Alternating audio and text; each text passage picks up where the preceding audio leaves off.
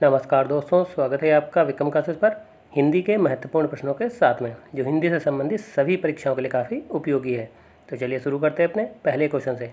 प्रत्यय के कितने भेद होते हैं? सही आंसर है ए, 2 भेद, कृत प्रत्यय और तद्धित प्रत्यय। तो ये प्रत्यय के 2 भेद होते हैं। क्वेश्चन नंबर 2, निम्न में स्त्रीलिंग शब्द नहीं है। सही आंसर है बी, जीरा। जीरा एक पुल्लिंग शब्द है।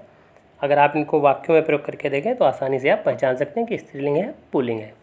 जैसे मिर्च खाई जाती है, रोटी खाई जाती है, लौंग खाई जाती है, जबकि जीरा खाया जाता है, तो इसलिए जीरा पुल्लिंग शब्द होगा।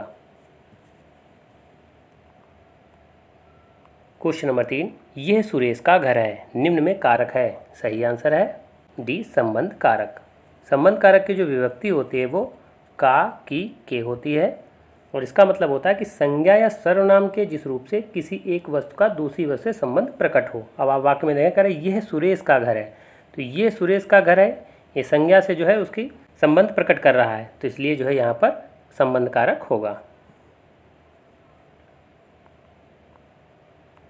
क्वेश्चन नंबर 4, निम्न में से कौन सा स्वर कंठ तालव्य है? सही आंसर है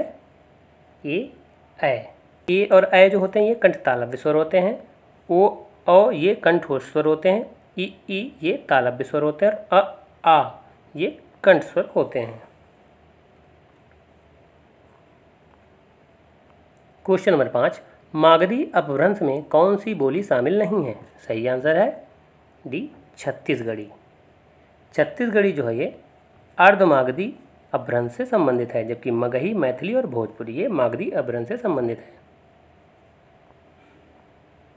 क्वेश्चन नंबर 6, निम्नलिखित में निर्देशक चिन्ह कौन सा है? सही आंसर है बी, जबकि ए जो है ये प्रश्नवाचक चिन्ह है, सी जो है ये उपविराम चिन्ह है, और डी जो है ये विस्मयादिबोधक चिन्ह है। क्वेश्चन नंबर 7, जो स्त्री सूर्य भी न देख सके, वाक्यांश के लिए एक शब्द है। सही आंसर है सी, असूर्यम पश्या, जबकि स्त्री के स्वभाव वाले को स्त्रैण कहते हैं। क्वेश्चन नंबर 8, किसी पर विजय पाने की इच्छा रखने वाला के लिए एक शब्द है। सही आंसर है डी, जिज्ञासु, और जानने की इच्छा जिज्ञासा कहलाती है। क्वेश्चन नंबर 9, अंशु है माला जिसकी, निम्न में कौन सा समास है? सही आंसर है बी, बहुब्री समास। अंशु है माला जिसकी का मतलब होता है सूर्य, तो सूर्य क्या है? एक विशेष है, तो बहुब्री समास का मतलब होता है जो विशेष अर्थ देने वाला, उसे बहुब्री समास कहते हैं। इसमें कोई पद प्रधान नहीं होता है, बल्कि तीसरे पद की प्रधानता होती है। क्वेश्चन नंबर 10, निम्न में अशुद्ध शब्द है। सही आंसर है डी, यथेष्ट, जबकि शुद्ध शब्द होता है यथेष्ट, तो इसमें टा का प्रयोग किया जाएगा। संपृक्त, विरहिणी और रुई ये सभी शुद्ध शब्द हैं, और रुई में भी जो है बड़े उ की मात्रा का प्रयोग नहीं किया जाएगा, बल्कि छोटे उ की मात्रा का प्रयोग इसमें किया जाता है। क्वेश्चन नंबर 11, विलोम शब्दों का कौन सा युग्म सही है? सही आंसर है बी, दमित का उत्तेजित, जबकि अल्प का बहुत विलोम होगा, जीवन का मरण विलोम होगा, और देव का दानव विलोम होगा। क्वेश्चन नंबर 12, शाखा मृग शब्द का पर्यायवाची है। सही आंसर है सी, वानर, मतलब बंदर का पर्यायवाची है ये शाखा मृग। क्वेश्चन नंबर 13, घर में नहीं 2 दाने, बुढ़िया चली भुनाने, मुहावरे का अर्थ है। सही आंसर है सी, व्यर्थ का दिखावा करना, मतलब चीज़ नहीं है फिर भी उसका दिखावा किया जा रहा, तो इस तरीके से व्यर्थ का दिखावा होगा। क्वेश्चन नंबर 14, सावधान 22 पसेरी, मुहावरे का अर्थ है। सही आंसर है ए, अच्छा बुरा सबको एक समझना। क्वेश्चन नंबर 15, नीरज में कौन सी संधि है? सही आंसर है सी, विसर्ग संधि। तो विसर्ग संधि में जो है जब कभी भी नीरस, निरोग, नीरज, नीरव इस तरीके के शब्द आते हैं तो उनमें सभी में विसर्ग संधि होगी, और उसका जो संधि विच्छेद होगा निह धन रस होगा, मतलब जो इसमें बड़ी की मात्रा है उसमें छोटी की मात्रा का प्रयोग करके और फिर जो है विसर्ग का प्रयोग किया जाएगा। तो इस तरीके से जैसे नीरस आप देखें तो नि धन रस होगा, नि धन रोग होगा, तो ऐसे नीरव में भी नि धन रव होगा। क्वेश्चन नंबर 16, कटहरा शब्द का तत्सम रूप क्या है? सही आंसर है ए cast grey.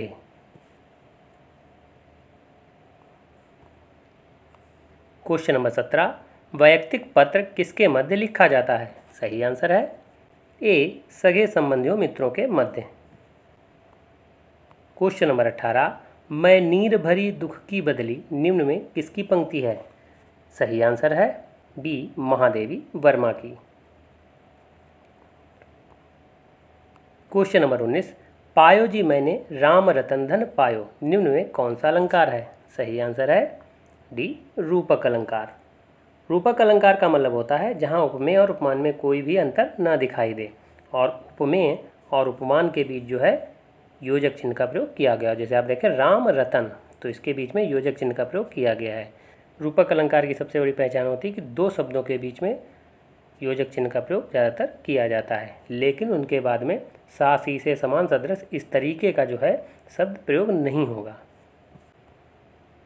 Question number 20, Dhirendra धीरे धीरे चलता है निम्न में किस प्रकार का क्रिया विशेषण है? सही आंसर है सी रीतिवाचक क्रिया विशेषण। चूँकि क्रिया विशेषण के 4 प्रकार होते हैं, स्थानवाचक, कालवाचक, रीतिवाचक और परिमाणवाचक।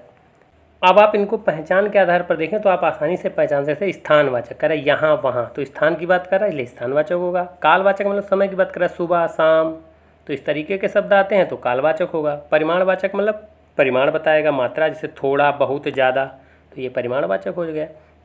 तो रीतिवाचक में जैसे धीरे धीरे आ जाए, अचानक, फटाफट, एकाएक, धड़ाधड़, तो इस तरीके के जब शब्द का प्रयोग हो तो वहाँ पर रीतिवाचक क्रिया विशेषण होगा।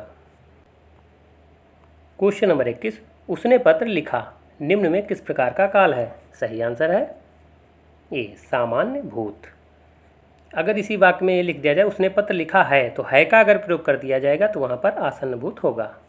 तो केवल इतना इन दोनों में अंतर होता है कि सामान्य भूत में है शब्द का प्रयोग नहीं किया जाता है, जबकि आसन्न भूत में है शब्द का प्रयोग अंत में किया जाता है।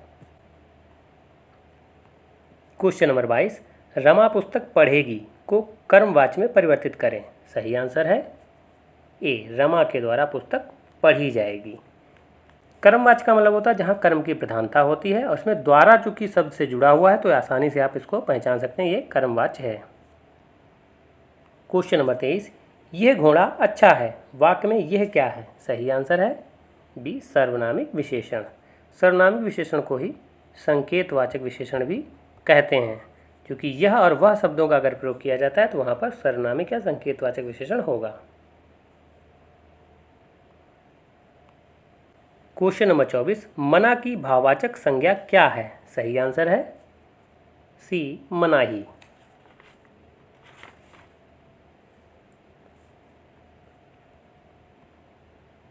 क्वेश्चन नंबर 25, व्याप्त में उपसर्ग है। सही आंसर है बी वी।